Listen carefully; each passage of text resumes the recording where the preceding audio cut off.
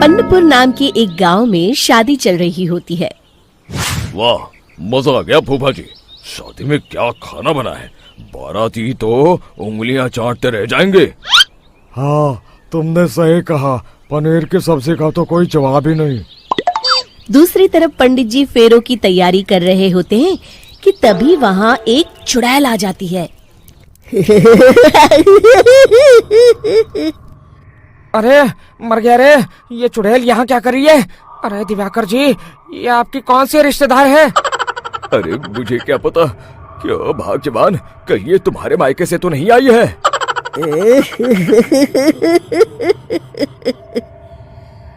तुम लोगों की इस गांव में बारात लाने की हिम्मत कैसे हुई? मेरे रहते इस गांव में किसी की शादी नहीं हो सकती। अब तुम लोग देखो मैं क्या करती हूँ। अरे मर गया रे, मैंने सुना है ये जबान की पक्की है। भागो रे भागो, वरना ये चुड़ैल किसी को नहीं छोड़ेगी। हाँ, तुम सही कहते हो मोहन भाई, यहाँ से भाग लेने में ही हम सबकी भलाई है। देखते ही देखते शादी के मंडप में भगदड़ मच जाती है और चुड़ैल सब कुछ उजाड़ कर रख देती है। फिर एक दिन मोहन की शादी तय हो जाती है। अरे भाई, अगले हफ्ते मेरी शादी तय हो गई है, लेकिन इस चुड़ैल की दहशत के मारे तो मेरे हाथ पैर कांप रहे हैं। अरे मोहन, तुम्हारा दिमाग तो खराब नहीं हो गया?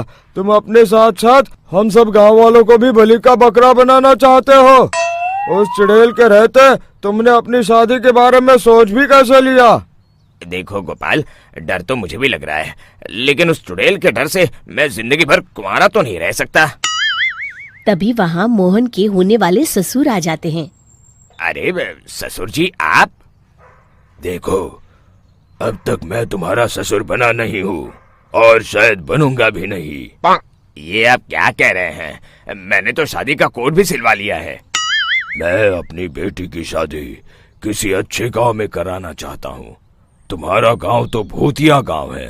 मैं तो क्या, अब तो कोई भी अपनी लड़की इस गांव वालों को नहीं देगा। इस तरह चुड़ैल के डर से उस गांव में किसी की भी शादी नहीं हो पाती। फिर एक दिन गांव के जमींदार अपनी बेटी की शादी करने का विचार करते हैं, लेकिन चुड़ैल के डर से उनकी भी हिम्मत जवाब दे देती है। अगर मेरी बेटी की शादी तय समय से नहीं हुई तो मेरी नाक कट जाएगी। मुझे कुछ करना ही होगा। एक सलाहकार के कहने पर जमींदार काशी से एक बहुत ही नामी तांत्रिक को अपने घर बुलवाते हैं, जो भूत चुड़ैल को पकड़ने में माहिर माना जाता था। जमींदार साहब, आप चिंता मत करिए। इस गांव की सीमा में प्रवेश करते ही मुझे उस चुड़ैल के बारे में सब पता चल गया था। आप उसे जल्दी से जल्दी कैद कर लीजिए ताकि मैं अपनी बेटी की शादी कर सकूं। जब वो चुड़ैल एक इंसान थी, तब ठीक उसकी शादी करने वाले दिन ही उसकी और उसके होने वाले पति की एक दुर्घटना में मौत हो गई थी। उसका होने वाला पति आज भी भूत बनकर जंगल में भटकता है। इसलिए जब तक चुड़ैल की शादी नहीं हो जाएगी, वो किसी और की भी शादी नहीं होने देगी। ये आप क्या कह रहे हैं? अगर वो भूत भी हमारे गांव में आ गया तब हमारा क्या होगा? ये आदमी बीच में बहुत बोलता है, इसे बाहर निकालो। उसके बाद तांत्रिक बताते हैं कि अगर उस भूत के साथ चुड़ैल की शादी करा दी जाए तो वो चुड़ैल हमेशा हमेशा के लिए उस गांव को छोड़कर चली जाएगी। जमींदार साहब, आप अपनी बेटी की शादी की तैयारी शुरू कर दीजिए। मैं कुछ गांव वालों को अपने साथ लेकर उस भूत को ढूंढने जंगल की ओर जाता हूँ। इस तरह जमींदार निश्चित होकर अपनी बेटी की शादी करवाने लगते हैं, लेकिन तभी वहाँ चुड़ैल आ जाती है। मैंने तुम गांव वालों को समझाया था ना कि इस गांव में कभी कोई शादी नहीं करेगा। लगता है तुम लोग मुझे हल्के में ले रहे हो। चुड़ैल जमींदार की बेटी को उठा लेती है।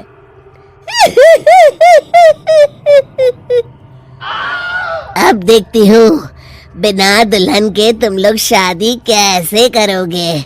मैं इसे अपने साथ ले जा रही हूँ। छोड़ मुझे, पिताजी, मुझे बचाइए। अरे कोई मेरी बेटी को बचाओ। तभी तांत्रिक उस भूत को लेकर वहां पहुंचता है। अरे भाग्यवान, रुको, इन मासूमों को परेशान मत करो, मैं आ गया हूँ, अब तुम मेरे साथ चलो। चुड़ैल बहुत खुश हो जाती है।